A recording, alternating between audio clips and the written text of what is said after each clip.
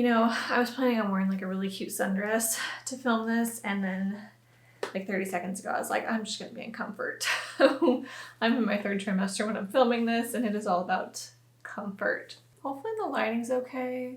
It is so overcast right now, and I've been putting this video off because the weather's just been like crap. I'll just edit it. We'll make it a little bit brighter. Well, hi guys, welcome back to another video, and welcome to my 2nd trimester update. Yeah. Wow. 2nd trimester has came and gone. I have officially entered my 3rd trimester. I think I'm in my 2nd week. I'm technically 30 weeks when filming this. So I'm trying to get more on top of filming these like trimester recaps. But if you haven't already seen my 1st trimester, I will link that somewhere so you guys can watch that and then come back, watch the 2nd trimester, and you guys can just see how everything is going on. Because wow, things are moving really fast. Too fast. I'm kind of sad. I love being pregnant. I say that in all my videos, and I say that to everybody, but I have really enjoyed pregnancy, and I'm very sad, but I'm also so happy to meet her. But I'm also I love being pregnant. I am one of those people that has just really enjoyed it, and to be 100% honest, I think this is the most beautiful that I have ever felt in my own skin my entire life, is being pregnant. I don't know what it is. I love it. I love how I feel. I love how I look, knowing that we have our daughter. My husband loves me being pregnant. He just loves it. So it's just a really great time for me right now. Oh, by the way, we're in baby's room. Hello. This is why the background's just kind of boring and the lighting is not as good, but I kind of wanted to switch it up, and we are in baby's nursery. It is not complete by any means. There is stuff everywhere. We have her dresser, which I had refurbished not too long ago. Still gotta put knobs on. So I just kind of threw this up in the background.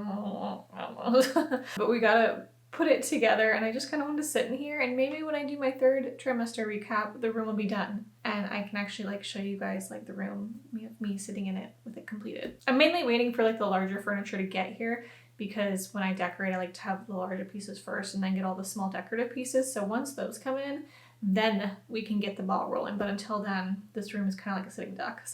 But I'm excited, and I just cannot wait to just have her in here and be holding her and not having any sleep, and it's gonna be great. I'm sorry if I feel like I'm breathing really heavy when I talk this entire video. That's one of the symptoms.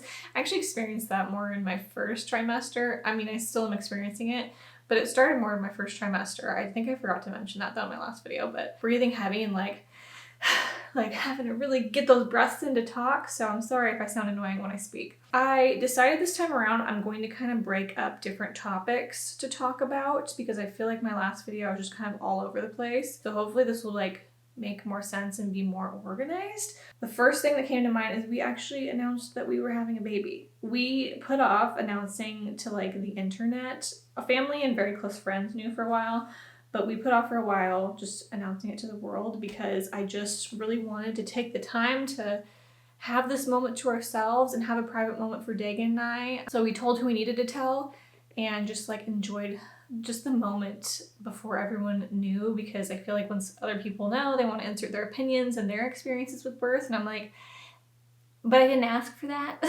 So not in a rude way, but it's just this is my experience. Everybody's experience is different. If I have questions, I will ask.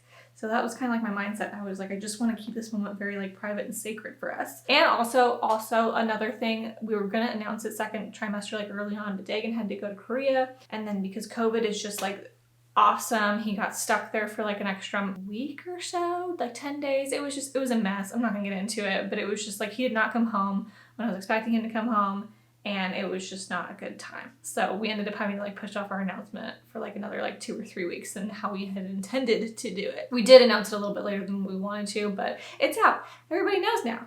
Yeah, it's great. Okay, first topic that I'm going to touch on is going to be my energy and my exercise. Coming out of my 1st trimester into my 2nd trimester, my 1st trimester, I was so tired all the time, and I was napping almost every single day, and I swear, going into my 2nd trimester, it's my body knew the week going in there. It's everything just flip-flopped. I had so much more energy. I was able to finally start working out, because I didn't work out hardly at all in my 1st trimester, and I just got this wave of energy. I felt so much better. I started going to the gym. I wasn't really taking naps. I hardly took any naps, honestly, in my 2nd trimester. I just felt so good. So I was going to the gym 5 days a week, usually Monday through Friday.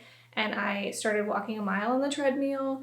And then I started lifting like small weights because I just got the energy to do that. So I was doing lots of squats and just like arm exercises and just really trying to like keep a healthy physique. I was walking dogs. So I was doing a lot of walking. Towards the end of my second trimester, I've kind of died down on lifting weights, which I know everyone has their own opinion on working out when you're pregnant.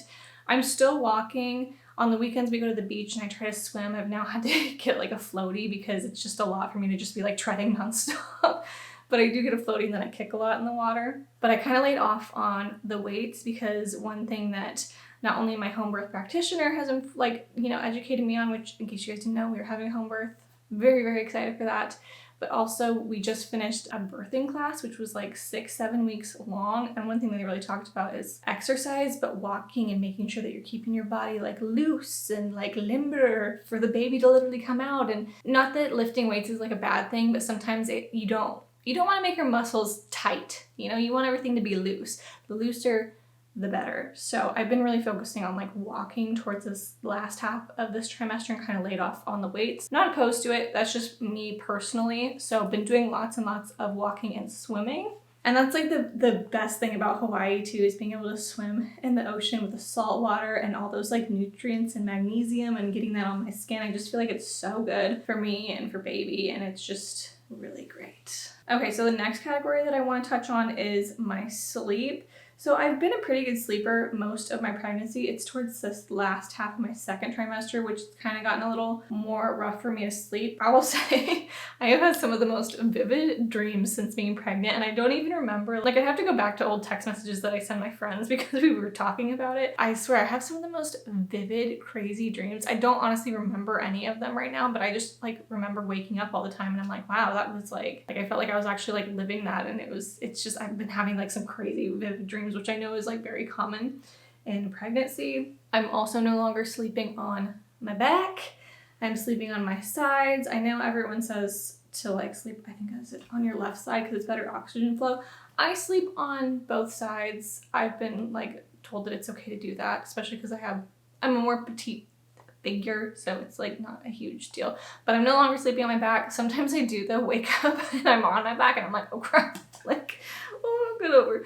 So yeah, no, I'm pretty much just like sleeping on my sides. I was using pillows too because I've been always kind of someone that likes to have a pillow in between my legs. I just like that support and that feeling. But I started putting one in between my legs, under my belly, and then behind my back. But that was getting to be a lot, so I finally caved and bought a pregnancy pillow, and it's good. It gets the job done. It's not the most, like, I wish I could have like maybe tried some other ones as well. It's like a big C shape. It's super dense. It's not heavy, but it's like weighted, and it definitely does the job. But it's like this, I mean, it takes over the bed. Poor Dagan and Chance have like hardly any room because this thing is like in the way. And then whenever I need to like get up to go to the bathroom, I have to like rip that thing over my head and like crawl out of bed and then flip it back over and put my, it's a whole situation with the pregnancy pillow. So yeah, I've started using that. Also, like when I'm getting in and out of bed, having to like roll over to my side and like push myself up instead of just like sitting up. I did that for a long time, and then I finally realized I should probably stop doing that. Now I only get up on my side. Sleep has been okay. I mean, I go through nights, and I would say this is more towards the last half of my second trimester, where I will have certain nights where I sleep great and I only wake up a few times to go to the bathroom, and then I have certain nights where I'm up every 30 minutes to an hour and I am just exhausted, and then I'll wake up at like 6 or 7 a.m. and I can finally like go to sleep, but then it's like I have to get up because I have certain obligations I gotta go take care of. So it's like some mornings I feel rejuvenated, some mornings I'm like, I need some coffee. Like I'm so tired. I do notice though that when I take magnesium before bed, that does help my sleep. It's just me remembering to take the magnesium. Okay, so moving on to appetite. Everything changed so much in the second trimester for me with my appetite. It came back. I mean, my morning sickness in general didn't really last that long for my first trimester. It was only 3 to 4 weeks, which I'm so blessed. It was very short and quick. but I feel like even certain foods were still kind of, that doesn't really like sound good. Going into my second trimester, I just had a full appetite. I literally, there's nothing that I have not been able to eat, minus one thing, which I will talk about in a second. But my appetite came back really great. I've been able to eat whatever I want, and I haven't restricted myself from whatever it is that I want to eat. I know that there is some foods that they tell you shouldn't be eating during pregnancy, but honestly, like, I've done my research and I've read statistics, and I feel like a lot of those foods are just outdated myths at this point. And if you look at statistics, like for instance, lunch meat, I've had Jersey Mike's multiple times and I'm fine. You know, I'm not really worried about Listeria poisoning. In fact, you can get, you have, from what I read, the studies show that you actually have a higher chance of getting like bacteria or sick from unwashed produce than you do lunch meat. So it's kind of just like, they really need to like update these statistics and studies. But I have been eating lunch meat this whole pregnancy, fine. Second trimester, I felt comfortable enough to start eating sushi again, which I know everyone's probably like, Michaela, what are you doing? Yes, I eat sushi when I'm pregnant and I am fine. I am thriving, baby is thriving, and I think it's bizarre that we just like cut ourselves off from certain nutrients in foods when we are literally growing a human. I'm not getting this fish off the side of the road. I'm going to reputable restaurants and I'm getting it from like stores that I trust and that aren't just like these back alley places.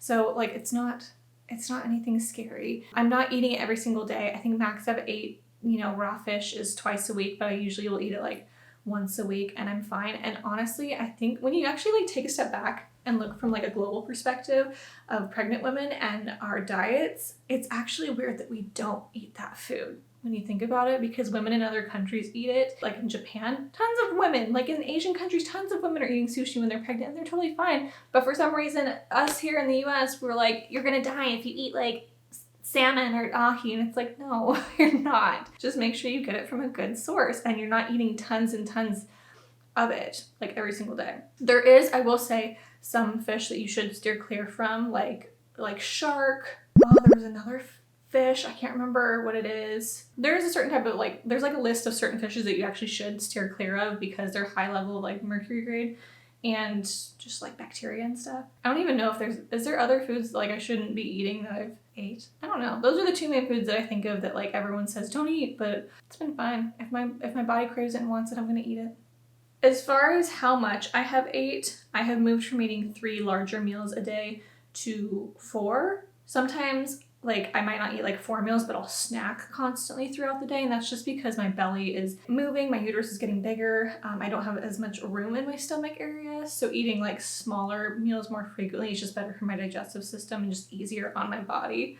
As far as cravings go, I haven't had any freaky cravings. If anything, I see stuff online. Like one time I was on TikTok and I saw a mom eating a sub sandwich when she was in labor and I was like, I really could go for some Jersey Mike's. You know, like that sounds good. But I'm not randomly like waking up at midnight and I'm like, honey, go get me a chocolate milkshake. Like I'm not like that at all. But if I see certain foods, I'm like, ooh, that looks good. Like maybe tomorrow night we can grab that for dinner or something like that. I don't know what it was, but I saw someone eating tomato soup. And so I went grocery shopping earlier today and I got stuff to make homemade tomato soup and grilled cheese with our homemade sourdough because I'm making sourdough now. It's so exciting. So we're gonna do tomato soup and grilled cheese sandwiches, and that's just because I was just like thinking about it or I saw it and it just sounded good. So those are kind of like my cravings. I do have a sweet tooth. I've always had a sweet tooth though. It's nothing new. I do like tend to like if I want something sweet, I'll bake it, whether that's banana bread or pumpkin bread, or I made these like pumpkin blondie little squares. They were so good. So I try to bake stuff so that I know what I'm putting into my food and I'm not just buying like candy and sweets and like ice cream and stuff like that.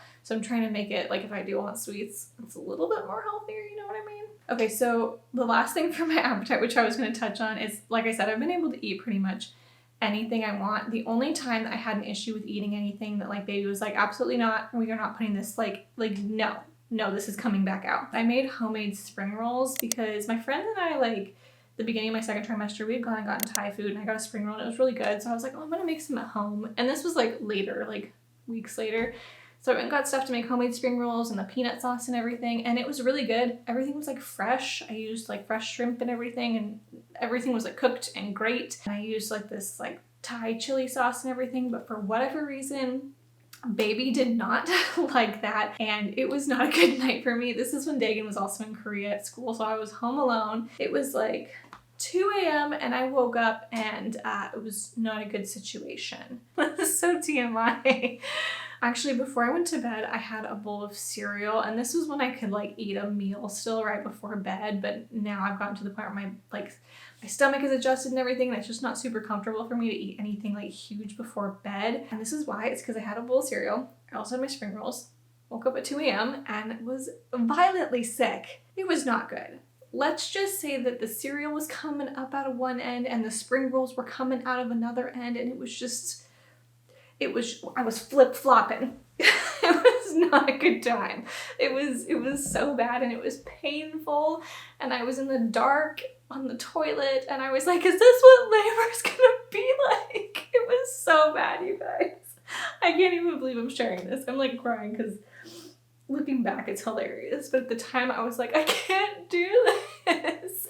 And Dagan wasn't with me, and I was just by myself. And once I got it all out of my system and I hydrated myself, I was really good. But baby girl was like, eject button now. It was a crazy night. Let's just say I haven't had cereal since, and I don't think I've actually eaten spring rolls since. I would be open to actually eating spring rolls again if I went to a restaurant. Like, I don't find them gross. I think if anything, that Thai chili like sauce that I was eating with it is kind of what triggered it. I don't think it was the spring roll itself. It's just not a good time. Not a good time. All right, so we are going to move on from appetite, and we're going to go to baby update. We're going to talk about a little baby girl. So let's start at 18 weeks. This is when I went into this like fetal diagnostic place, and this was just to like make sure like her growth was good, her spine was good and everything, and like checking the placenta and stuff. So at 18 weeks, I did find out that I had a low-lying placenta. That had never really crossed my mind before that could be a possibility. But my placenta is anterior, I think is the correct word, which just means it's on the front part of, my uterus. And it was low-lying. Low-lying placenta could either mean like it's covering the cervix, or it's close to covering the cervix, or it's within like 2 centimeters of your cervix. And that is something that you want to look out for generally, because if your placenta is covering your cervix, that means the baby cannot come out and you'd have to get a C-section. Majority of women who do have a low-lying placenta, if it's like partially covering or within 2 centimeters, as your uterus moves, because the placenta is like, attached to your uterus wall, that will generally like move up with you. So a lot of women who like are diagnosed with a low-lying placenta, that ends up changing later on in pregnancy. And honestly, I don't know why they're even checking that so early on, because your uterus then has so much more time to grow after that. And if anything, it just freaked me out, and that's all I had been thinking about majority of this pregnancy, because I'm like, I don't want a C-section. I'm having a home birth. Do not mess up my birth plan. I was just really worried about that, but I was also like, it's probably gonna move.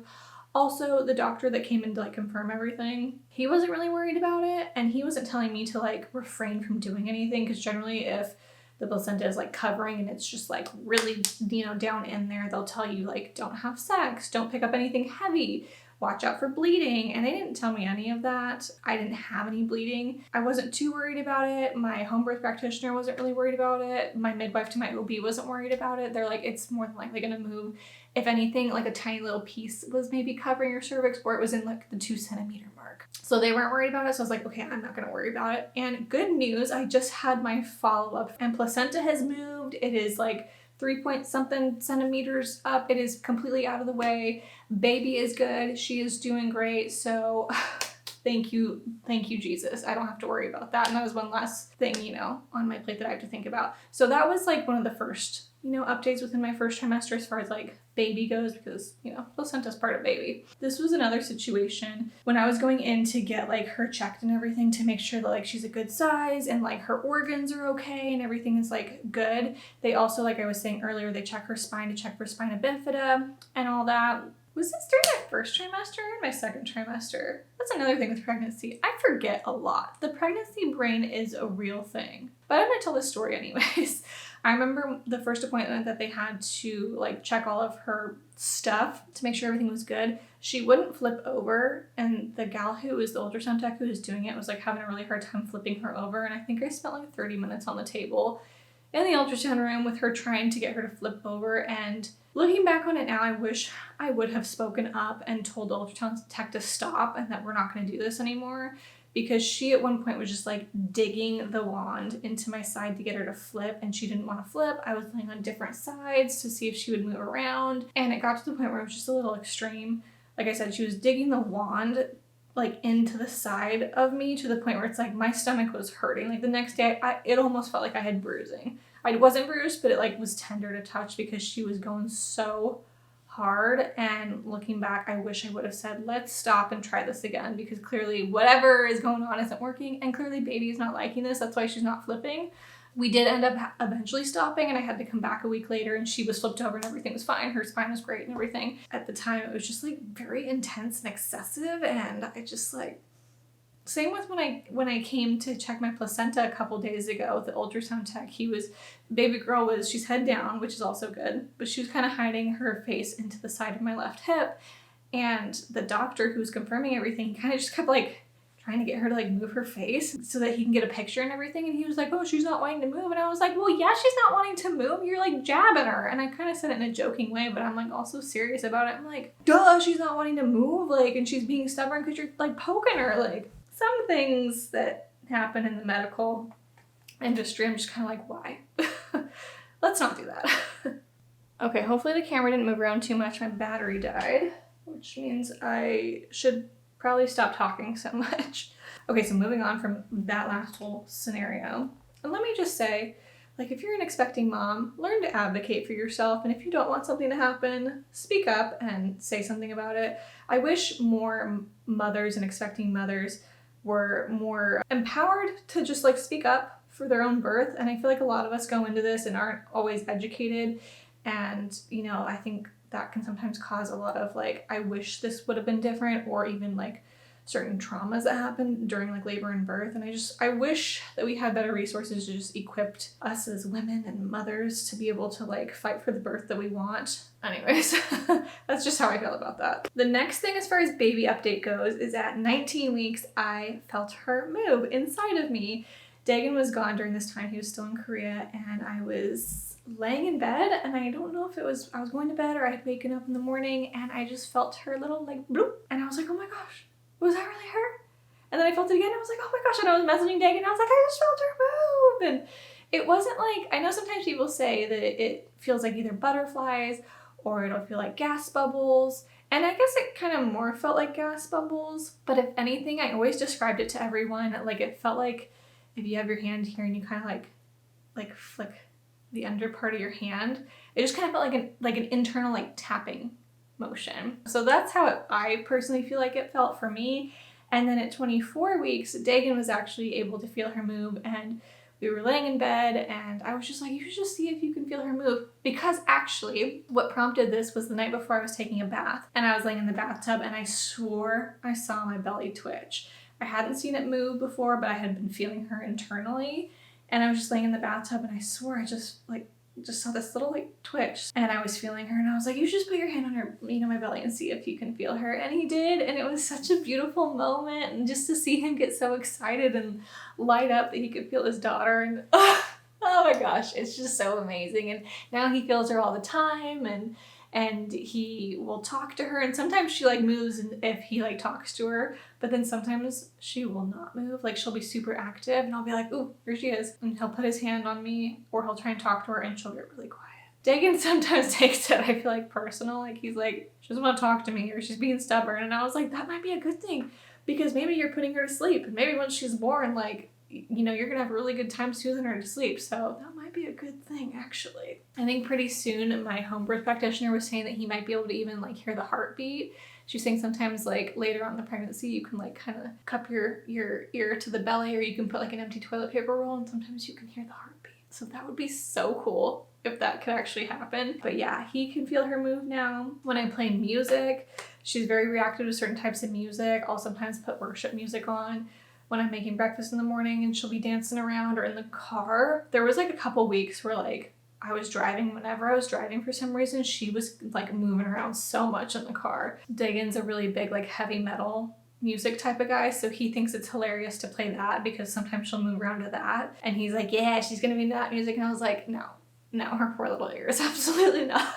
Sometimes if I'm watching like a YouTube video or a TV show and there's a deeper voice on, she can hear that and she'll react to that. Sometimes I'll be like in the bathtub and I'll, put my phone up and I'll be watching a show, and if there's like a deeper voice, I've noticed like she'll move around and start kicking to that, and then I'll go to record and she'll stop. And so I think she's like listening to, whatever's voice is playing on my phone. So it's really interesting to see her reactions. What else as far as baby updates? I mean, our ultrasound that we got of her, we did a 3D one, which was at the fetal diagnostic center that we went to for the placenta and everything. They did 3D.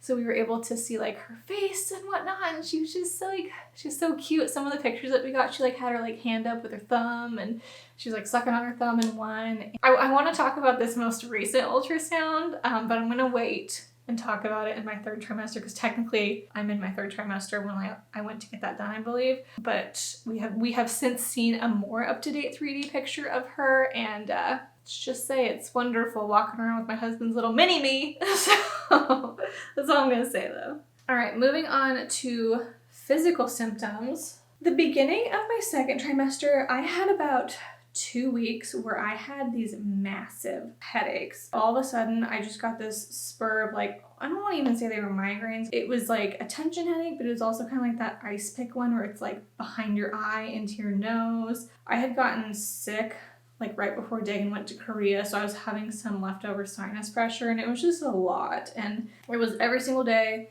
for 2 weeks. Nothing was really working. I was literally that person that was wearing sunglasses inside because any shrivel of light was just super, super sensitive to me. So I was just walking around with sunglasses on. I was putting peppermint oil all over to try and just help drown out any pain.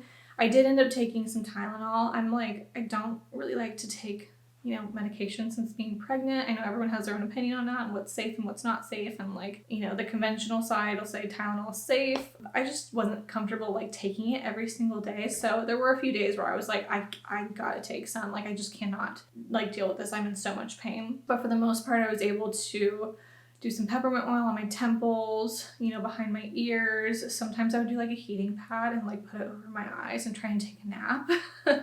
And it kind of helped a little bit, or just sitting in a dark room. But yeah, for 2 weeks, I had the weirdest, most intense headaches, and then out of nowhere they just stopped. And I haven't really had any headaches since. Other symptoms was I experienced round ligament pain, which that is such a weird sensation to have. It is not the most pleasant feeling. It kind of almost feels like cramping, but it for me, it went up into the side, and it was really painful and sharp. And it was just one of those things where it's I had to just breathe it out, and I would notice that I would get it kind of when I was sitting for a while, and then I'd stand up.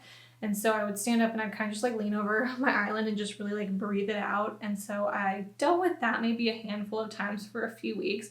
And I ended up finding out that by going to the chiropractor, that actually kind of helps eliminate that.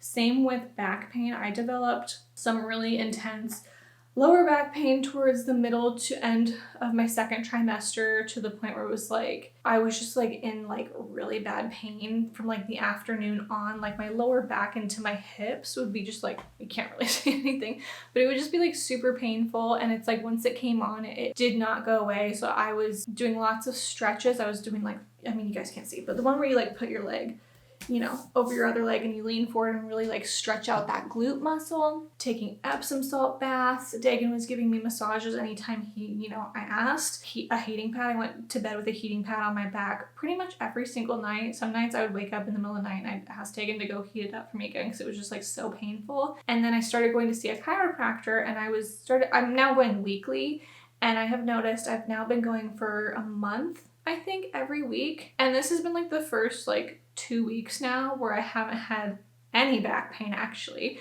I haven't picked up my heating pad once. I haven't had any lingering intense sharp pain. I still get little tweaks here and there, especially if I'm on the couch and I'm kind of leaning over, not in a good position. And then I go to stand up, sometimes I'll pinch a nerve and it's it hurts to walk, and I'm oh, this my leg feels like it's gonna give out. And then I kind of work out the muscle and I'm fine. But chiropractor work it's made such a difference for me. I'm having zero back pain at this point. Sometimes I have a stiff neck and shoulders if I just sleep funny. But the reason why I went in there, oh, it's made such a difference. So if you're a mama who is expecting, I would highly, highly recommend seeing a chiropractor, not only for like any like aches and pains that you may have with your back and whatnot, but it also makes a huge difference from what I have been told and what I've learned with labor and how much more easier the baby can possibly come out when you are actually like your body's in proper alignment, and there's no mishaps. The baby's not gonna be like banging around and getting stuck when your body's, in place of where it should be. So I would highly recommend for any expecting mother to start seeing a chiropractor. Also, I've heard that, what is it? I'm having a brain fart right now of what it is. Oh my gosh. When you get the little tiny needles like all over, I've heard that that can help too with round ligament pain. Why can I not think about what it is? I am having such a brain fart. Physical symptoms, pregnancy brain. I am so forgetful. Another thing, in case you guys didn't notice, heavier breathing because everything is shifting up. My diaphragm is getting squished and I'm just having to take deeper breaths. I notice now when I walk up my stairs, I'm just like breathing a little bit heavier. It's not like I'm like physically exerting myself where I'm like gonna pass out, but it's just like, takes a little bit extra energy to breathe these days. Leg cramps is a huge one. My leg cramps have kind of eased up, but during my second trimester, I was getting a lot of leg cramps. There's a few times I'd wake up in the middle of the night and get some nasty Charlie horses, or if like my legs were like up bent and I went to go straighten them out, they would kind of get a little crampy. Or getting out of the car, I noticed. It wasn't like a full-on like leg cramp Charlie horse, but it was like that feeling like you're about to get one, like that oncoming feeling, and then it would kind of just like subside or I'd stretch it out. Kind of just like that crampy feeling. So magnesium, bananas I was eating. Also feeling hot. I've definitely noticed my body temperature has I just feel like I've like gotten more hot as I'm wearing this giant sweatshirt. But even at night, like I used to sleep in a very large t-shirt because that's just what I was comfortable in. And now I am just like in the nude. I know TMI, but I'm just like, I just don't have anything on. I just cannot have anything on my body. I mean, besides like my blanket and everything, but I'm like, I need ample airflow. Burping. I've been burping a lot. Belching. And it's kind of funny because since my belly's been growing and my diaphragm has been rising and everything, I notice things are kind of like getting stuck more up here. So if I'm laying down and I feel like the need to burp, it's like I can't burp laying down. Like I have to sit all the way up to kind of like open everything up and then I'll like let out the biggest belch. Feels so good though to just like let it out. But I notice I can't really do that anymore unless I'm like sitting up, because it's like if I'm laying down, everything just gets like squished and restricted. The other thing that I have not noticed, I'm purposely saying not noticed as far as physical symptoms, is I feel like my boobs have not grown at all. And I feel like that's such a common thing with like women when they're pregnant, is their like boobs are supposed to like grow and get bigger and like prep for pregnancy. And mine just like, they're just kind of like the same. I mean, they've grown. If anything, they feel more dense. In case you guys want to know this, but there's other things that have like gotten larger, but just in general, they just still feel very small. And like my husband, I joke around, it's like, are these gonna grow so that I can breastfeed her? Like that would be nice. And it's funny because all my friends and my expecting, like my mom friends, they've said, wait till you actually give birth and your milk comes in, they will grow. But as of right now, I'm like, hello. The only other thing that I would think as far as like physical symptoms is just my belly growing. I still feel very grateful that I don't have any stretch marks. I mean, that could totally change like tomorrow, but my mom didn't have any stretch marks and I've heard that that is genetic. So I don't know if I'm gonna get any, but I have been oiling up my belly and pretty much my whole body. Every single day I've been using jojoba oil for my belly, my chest, my legs, my butt, everything. And then recently I've also been incorporating arnica oil, and this was recommended from my birthing class and my home birth practitioner. It's like the best oil that you can put on your body, on your belly, down there, like to just like front to back, just lather it up with oil because that'll just help everything be more softer and supple and hopefully minimize tearing. So I've been like oiling it up. I am like a greased up chicken every night. It is great. Okay, so lastly, because this video is like, I feel like this video is gonna be so long, we're gonna talk about my must-haves. And this is kind of just like depending on you and your size, being pregnant, but I definitely like had to up my sizes. And at the beginning of pregnancy, I was like, I am not wearing maternity clothes. They are so ugly. I still do think a lot of the clothes are ugly. So I would just up my sizes with like leggings and whatnot, or sweatpants. I've always been like a smaller. If I want something like looser, I'll wear a medium. So I was just like buying larges. which I could get away with for a long time, but now it's gotten to the point where I can't because my belly is growing, and I'm a very petite pregnant woman where I really haven't gained any weight except for in my stomach. So it's kind of frustrating because everything else fits me as if I'm not pregnant, but my belly, the waistband does not. So I have had to cave and get some pregnancy stuff. Like for instance, I'm wearing pregnancy bike shorts, which I will link down below. I think they're amazing. This is what they look like. They're just some bike shorts, regular. They come in longer sizes, but these ones have like pockets on both sides, which is great.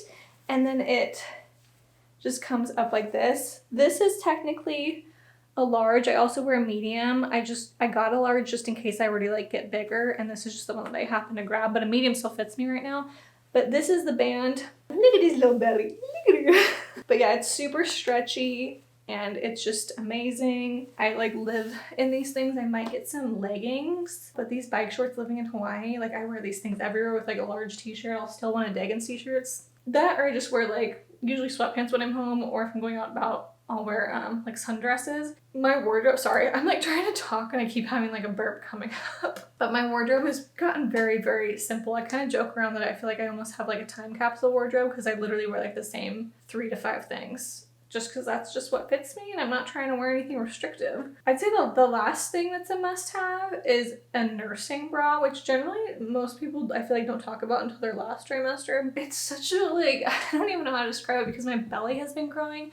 So my diaphragm and everything has been getting bigger, even though my boobs have not really been getting bigger. So I've really struggled finding a bra that's been comfortable, and I've just been upping my sizes of like wireless bras. But it got to the point where it's like those were getting uncomfortable, and then like the boob part itself was just getting too big, even though I was properly like upping the size. It just like wasn't fitting right. So I finally got some pregnancy or nursing bras off of Amazon, and oh my gosh, these are the most comfortable things I've ever worn. My friend, she's a mom of like 4, and she recommended them to me, and I haven't worn anything else since. I only wear nursing bras.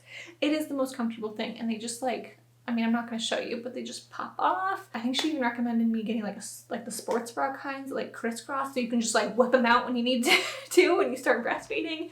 But these are the most comfortable bras I have ever worn. I like never want to go back to a regular bra. They're just so stretchy and comfortable. I will link them down below. They're very affordable. They came in like a 4-pack and they're amazing. They are so good. Other must-haves, which I've already mentioned, are the pregnancy pillow. Honestly, if I were to get pregnant again, I would probably try a different pregnancy pillow because this one's been great. It's done the job, but it's just so big and bulky. And I just feel like I don't need all of that going on because it's a huge C. I actually like, you're supposed to actually lay on it, and then it comes down behind you and goes in like up under your legs and like tucks into your belly. But I don't use the top because the top part of the pillow, it's the whole thing is so dense. And I tried sleeping on the top part like the first few nights and just kind of holding it, that it kind of like made my ear hurt because it was so like dense. So now I just like, I don't use that top part and I stick my own pillow like right under it. And it's just like, I feel like I'm just constantly like adjusting to get comfortable with it. It does the job. It was cheap, but I don't know if I would want to use it again. My heating pad, which I no longer use anymore since I have been going to the chiropractor, but heating pad is always, you know, a good go-to. But yeah, I think that is pretty much everything for my second trimester recap. I'm probably forgetting something. If you guys have any questions, or you're like, did you experience this in your second trimester? Like, feel free to message me on Instagram or comment down below. My body's constantly changing and going through stuff. And like I said, for like the millionth time, pregnancy brain is no joke. I have like had such a hard time remembering things. Like Dagan will tell me something 5 times and I'm like, you have to text it to me or write it down. I just cannot remember it. That on top of like hormones too, and like crying. My crying has gotten a lot better, but I do go through waves where like the littlest things will make me cry. And then I will sob. And then I laugh about it because I'm like, why am I crying over this? So it's just so interesting to see just like my hormones and my body and just everything changing and evolving. And like I said, I love being pregnant. I love having our daughter just like grow inside me. It's such an amazing and beautiful thing. I'm just like so in awe of what our bodies as women can do, and it's just so incredible. So anyways, I hope you guys enjoyed this video. I feel like I talked a lot, I feel like I rambled a lot, and I feel like I ranted a little. So hopefully this video will be somewhat entertaining. I'm gonna say farewell. I hope you guys enjoyed this video. Please subscribe if you haven't already. Stay tuned for the third trimester update. I'm also filming a nursery, like, video of decorating her room. Like I said, we're just waiting for the larger pieces to come in, and that will eventually be up. So yeah. Anyways, I will see you guys in the next one, and I hope you have a fantastic day. Bye!